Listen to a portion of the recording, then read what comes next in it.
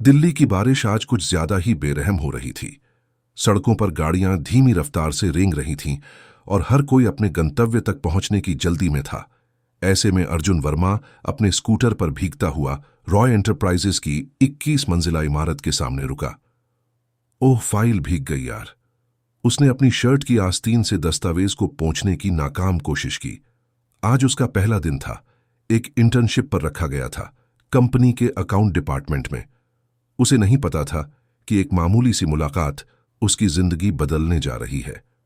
उधर 21वीं मंजिल पर संजना रॉय 32 वर्षीय कंपनी की सीईओ अपने ग्लास ऑफिस में बैठी थी। उसकी आंखों में कड़ा आत्मविश्वास, पर चेहरे पर थकान की झलक साफ थी। ऑफिस में हर कोई उससे डरता था। उसका सख्त मिजाज, तेज फैसले और बिना गलती माफी का कोई स्कोप नहीं। मिस सीमा, उसने अपनी पर्सनल असिस्टेंट को बुलाया, आज नया इंटर्न आ रहा है, उसे मेरे पास 2 बजे भेज देना। Yes ma'am. 2 PM। Arjun CEO के सामने भीगे बालों को हाथ से ठीक करते हुए अर्जुन कांपती आवाज में भीतर दाखिल हुआ। मे आई कम इन मैम? संजना ने सिर उठाया। 1 सेकंड के लिए उसकी निगाहें अटक गईं। एक सीधा साधा लड़का, भीगे कपड़े, हाथ में पुराना बैग और चेहरे पर सच्चाई की एक परत। नेम? अर्जुन वर्मा। मैम, ये रहा मेरा डॉक्यूमेंट्स। अर्जुन ने भीगी फाइल आगे बढ़ाई। संजना ने फाइल बिना छुए देखा और बोली, इतनी भी बेसिक तैयारी नहीं कर सके? ये बारिश तुम्हारा इंटर्नशिप नहीं बचा पाएगी। अर्जुन चुप रहा। उसका दिल धड़क रहा था, लेकिन उसने हिम्मत करके कहा, मैम, मेरे पास कोई कार नहीं है। पब्लिक ट्रांसपोर्ट में देर हो गई, लेकिन मैं काम में पीछे नहीं रहूंगा। एक पल को ऑफिस में सन्नाटा छा गया।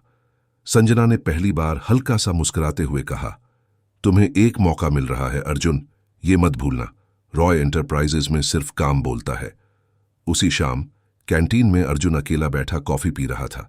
तभी एक लड़की उसके पास आई। अनन्या, HR टीम से। तुम नए हो?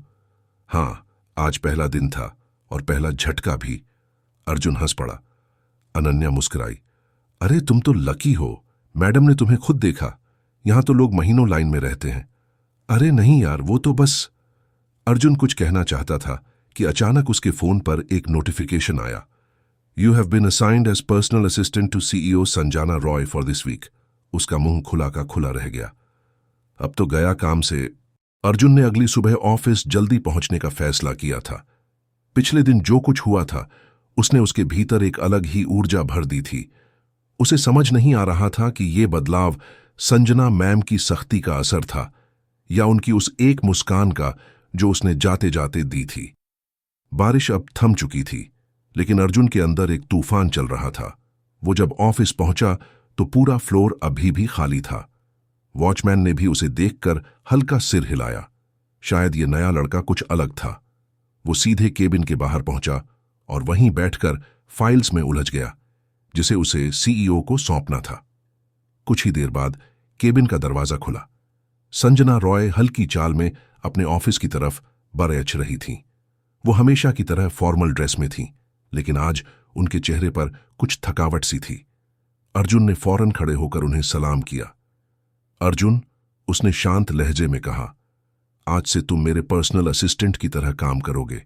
मेरा शेड्यूल, मीटिंग्स, कॉन्फ्रेंस, सब कुछ तुम्हें हैंडल करना होगा। देखना है कि तुम इस जिम्मेदारी के लायक हो या नहीं। अर्जुन ने कुछ कहे बिना सिर हिलाया। वो जानता था ये मौका छोटा नहीं था और संजना को समझना शायद सबसे बड़ी चुनौती थी। दिन भर वह उनकी मीटिंग्स में नोट्स लेता रहा, दस्तावेजों को संभालता और जब जरूरत होती तुरंत उनकी मदद करता। कई बार संजना उसकी छोटी छोटी गलतियों पर नाराज होती, लेकिन अर्जुन ने देखा कि अब उनकी नाराजगी में वो सख्ती नहीं रही थी जो पहले दिन थी। दोपहर में जब संजना लंच के लिए बाहर जाने लगी तो अर्जुन फाइल्स लेकर उनके पीछे पीछे चल पड़ा। तभी उसने धीमे से पूछा, आप हमेशा इतनी सख्त क्यों रहती हैं मैम? संजना थोड़ी देर के लिए रुकी। उसकी चाल थोड़ी धीमी हुई और उसने बिना उसकी तरफ देखे कहा, क्योंकि इस दुनिया में नरमी को कमजोरी समझा जाता है अर्जुन। उसके इस एक वाक्य ने अर्जुन को सोचने पर मजबूर कर दिया। उसके लहजे में जो दर्द था वो उसकी आंखों तक नहीं आया, लेकिन अर्जुन ने महसूस कर लिया था, इस औरत के पास सब कुछ है, लेकिन शायद प्यार और अपनापन नहीं। शाम को जब ऑफिस के ज्यादातर लोग निकल चुके थे, संजना अभी भी अपने केबिन में बैठी काम कर रही थी। अर्जुन वहीं बाहर बैठा था जब उसका फोन बजा। स्क्रीन पर नोटिफिकेशन आया, you have been assigned as personal assistant to CEO Sanjana Roy for this week. वो मुस्कुराया। शायद किस्मत उसे एक ऐसा रास्ता दिखा रही थी जहां उसकी पहचान महज एक इंटर्न की न रह जाए। उसी वक्त केबिन से आवाज आई, अर्जुन, एक कॉफी ला दोगे? वो उठा और कॉफी लाकर टेबल पर रख दी, लेकिन कप रखते हुए उसका हाथ हल्का सा कांपा और कुछ बूंदें टेबल पर गिर गईं। वो घबरा गया, लेकिन इस बार संजना ने कुछ नहीं कहा। उसने सिर्फ अर्जुन की तरफ देखा और बोली, कोई बात नहीं, पहली गलती पर कोई मरता नहीं। अर्जुन हैरान था। ये वही संजना थी जिसने पहली ही मुलाकात में उसकी फाइल की हालत पर गुस्सा किया था, लेकिन अब जैसे उसके व्यवहार में कुछ बदलाव आ गया था। शायद वो अब उसे सिर्फ एक जूनियर नहीं, एक इंसान की तरह देखने लगी थी। थोड़ी देर बाद संजना ने कहा, बैठो अर्जुन। वो झिझकते हुए बैठ गया। उसके लिए यह क्षण अजीब था।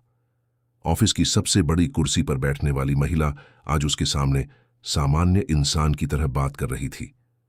तुम कहां से हो? उसने पूछा। दिल्ली के उत्तम नगर से, मैम, अर्जुन ने जवाब दिया। वहां से यहां तक का सफर आसान नहीं रहा होगा? नहीं मैम, लेकिन कोशिश करता हूं खुद को बेहतर बनाने की, संजना ने सिर झुकाया और धीमे से कहा। कभी कभी मैं भी चाहती हूं कि कोई हो जो सिर्फ मेरे होने को समझे, मेरी पोजीशन को नहीं। उसकी ये बात अर्जुन को भीतर तक छू गई। वो सोच भी नहीं सकता था कि एक सक्सेसफुल पावरफुल सीईओ के अंदर इतना अकेलापन हो सकता है। उस दिन जब वो ऑफिस से निकला तो उसकी चाल पहले से कुछ अलग थी। उसका दिल हल्का नहीं था, लेकिन कुछ नया जरूर था।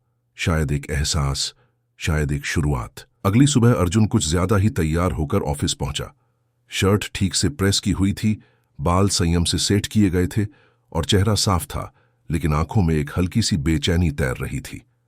पिछले दिन जो बातें हुई थीं, उनका असर उसके चेहरे पर साफ था। वो खुद नहीं समझ पा रहा था कि उसे संजना मैम से डर लगता है या अब खिंचाव महसूस होने लगा है। जब वो केबिन के बाहर पहुंचा तो देखा दरवाजा खुला हुआ था और संजना पहले से वहां मौजूद थी, लेकिन आज वो कंप्यूटर स्क्रीन की जगह खिड़की से बाहर देख रही थी, जैसे कुछ सोच रही हो। अर्जुन को देखकर उसने सिर हिलाया और फिर फाइल की तरफ इशारा किया। आज क्लाइंट मीटिंग है, रिपोर्ट तैयार कर लो। उसका लहजा हमेशा की तरह सधा हुआ था, लेकिन उसकी आंखों में आज थकावट कम और शांति कुछ ज्यादा थी। अर्जुन ने बिना समय गंवाए फाइल्स उठाई और तैयारी में जुट गया। शाम की मीटिंग बेहद अहम थी। देश की सबसे बड़ी फार्मा कंपनी से पार्टनरशिप की बात थी और संजना इस डील को लेकर बेहद गंभीर थी। अर्जुन उसकी मदद करता रहा। Presentation slides, data sheets, conference call log, हर काम को उसने बिना चूके पूरा किया। मीटिंग जब खत्म हुई तो संजना ने सबके सामने उसकी तारीफ की। Good job Arjun. ये दो शब्द सुनकर जैसे अर्जुन के दिल में घंटियां बज उठीं। वो मुस्कुराया, लेकिन उसकी मुस्कान छुप नहीं सकी। ऑफिस के बाहर अंधेरा छा चुका था, लेकिन दोनों अब भी केबिन में थे। कांच की खिड़की से नीचे शहर की रोशनी दिख रही थी। संजना ने अपनी चाय का कप उठाया और अर्जुन से पूछा, तुम हमेशा इतने शांत कैसे रहते हो? अर्जुन थोड़ा हंसा। मेरे पास घबराने का वक्त ही नहीं होता मैम, डरने की जिंदगी जी ली, अब सुकून की तलाश है। संजना कुछ देर तक उसे देखती रही। उसने महसूस किया कि अर्जुन सिर्फ एक मेहनती लड़का नहीं था, बल्कि ऐसा इंसान था जो जिंदगी को बहुत गहराई से समझता है। उसने धीरे से कहा, तुम्हारी बातें अजीब होती हैं, लेकिन असर करती हैं। अर्जुन थोड़ा झेंप गया।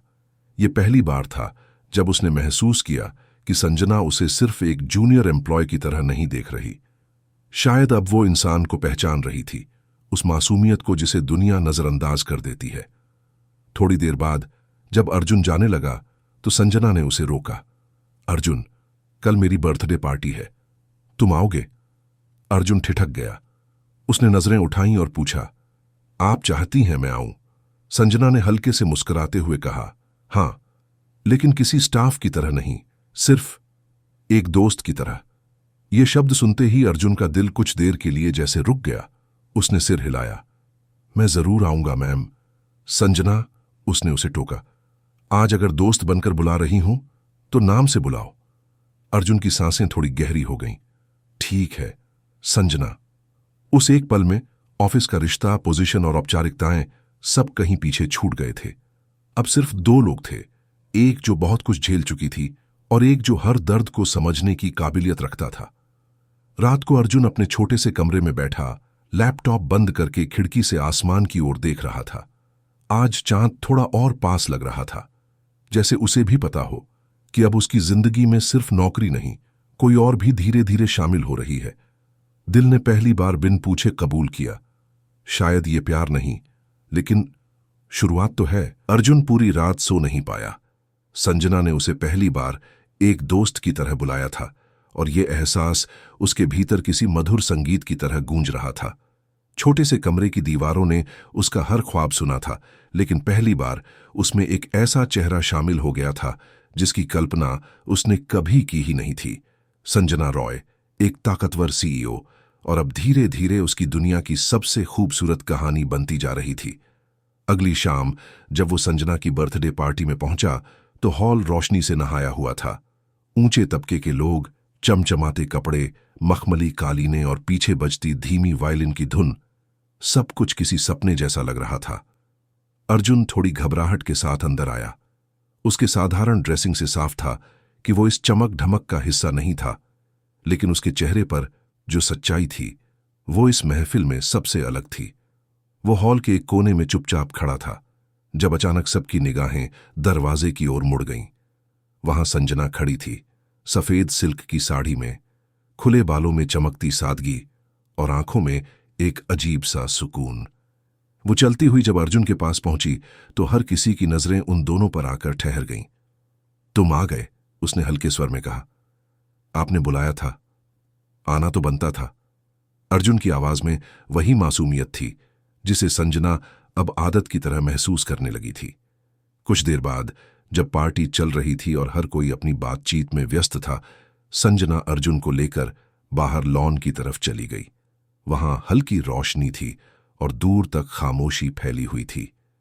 यहां लोग मुझे देखकर सोचते हैं कि मेरी जिंदगी परफेक्ट है, लेकिन कोई ये नहीं जानता कि इस चमक के पीछे कितनी रातें खाली गुजरी हैं, संजना ने कहा।